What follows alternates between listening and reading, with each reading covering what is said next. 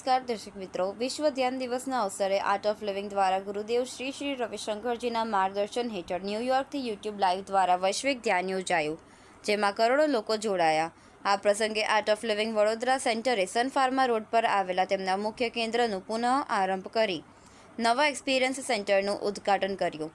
આ કેન્દ્રમાં ધ્યાન, યોગ, શ્વાસ પ્રક્રિયા, સેવા પ્રવૃત્તિઓ, નિઃશુલ્ક ધ્યાન સત્રો, આયુર્વેદિક નાડી પરીક્ષણ તથા શ્રી શ્રી તત્વ ઉત્પાદનો ઉપલબ્ધ રહેશે।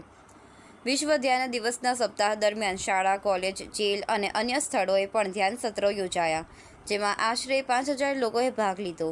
આ કાર્યક્રમો દ્વારા માનસિક આરોગ્ય અને આંતરિક શાંતિ અંગે જાગૃતિ ફેલાવવામાં આવી।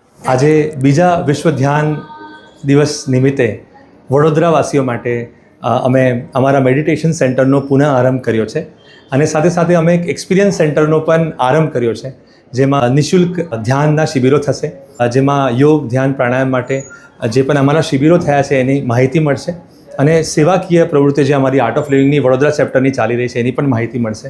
વડોદરાવાસીઓ માટે આ એક ગિફ્ટ છે, જ્યારે લોકો અહીંયા આવીને એક ધ્યાનનો, યોગનો અનુભવ કરે એના માટે અમે આ સેન્ટરનું ઉદ્ઘાટન કર્યું છે આજે।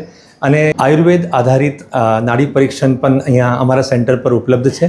સાથે સાથે અમારા જે શ્રી શ્રી તત્વના જે આયુર્વેદાના પ્રોડક્ટ્સ છે એ પણ અહીંયા અમારા સેન્ટર પર, અમારા સ્ટોરમાં ઉપલબ્ધ રહેશે।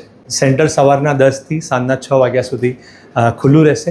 બીજા વિશ્વ ધ્યાન દિવસ નિમિત્તે ગુરુદેવ શ્રી શ્રી રવિશંકરજી યુટ્યુબના ઓનલાઈનના માધ્યમથી આજે ઘણા બધા કરોડો લોકોને ધ્યાન કરાવવાના છે અને વિશ્વ ધ્યાન દિવસ નિમિત્તે આજે વડોદરા શહેરમાં આ 4-5 દિવસોમાં સરકારી સ્કૂલોમાં અને કોલેજોમાં અને સરકારી સંસ્થાઓમાં અને આજે પોલીસ ભવનમાં પણ આજે ધ્યાનના સત્રો યોજાયા હતા અને વડોદરા શહેરમાં અલગ અલગ સંસ્થાઓ બધા સાથે મળીને 5000થી વધારે લોકોએ આ ધ્યાનનો અનુભવ કર્યો।